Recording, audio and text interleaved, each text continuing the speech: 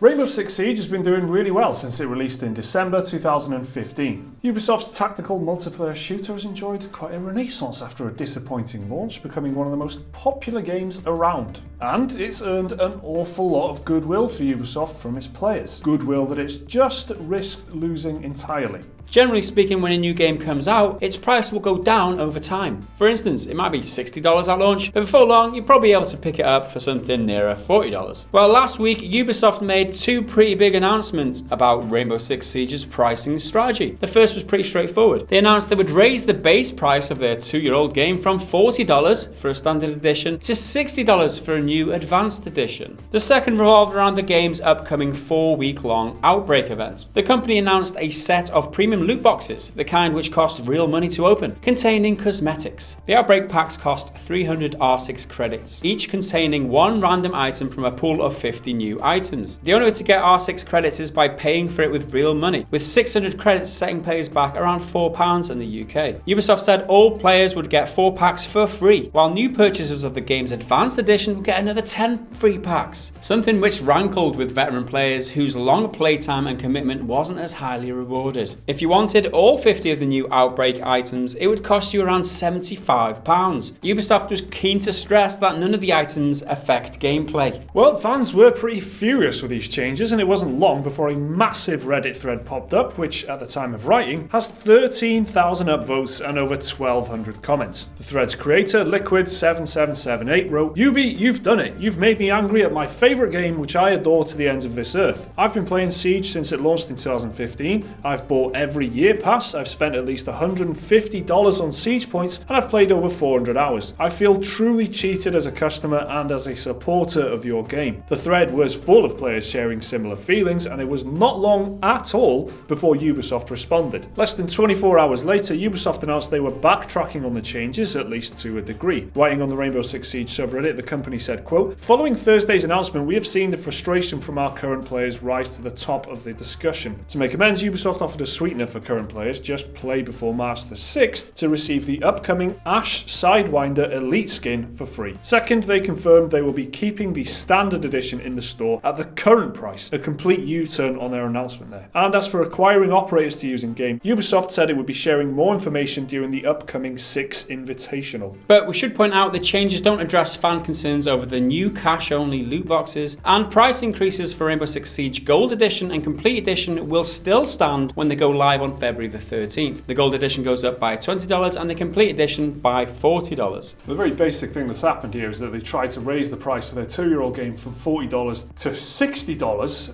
2-year-old game. They added some loot boxes and stuff in there, so if you were a new player coming in, you'd get like 10 of these extra loot boxes if you bought the Advanced Edition. Now that was a thing that annoyed the veteran players as well, because they've been playing it for ages, and if you're a new player, you just get 10 of these cosmetics just because you've bought the $60 version, so immediately that seems unfair, and it's also ridiculous to try and raise the price of your game 2 years after it's come out just because it's popular and good now and you think you can get away with it. It's one of these games that picked up traction only after it was released. It wasn't a smash hit when it first released. Everything that I hear from the community is that it's one of them games that have done really well by the players. It's added features and been supported so well. It's won so much good feeling from the players. So, people who play it say they love it. It's a really good, well-supported game, and they really enjoy it. So the last thing they want to be doing is destroying all that goodwill that they've built up over the time since it started. I have compared Ubisoft to that reformed alcoholic in the past. They're trying their best to make a change, but every so often they have a lapse. See, and that's what I feel. I feel like they have to reset the diary now. It's like back to 0 days since last what do they call it? The last episode, or I don't know. But it works. It works, doesn't it, Mike? I mean, as an analogy? As an analogy, I Ubisoft. Guess so. Yeah,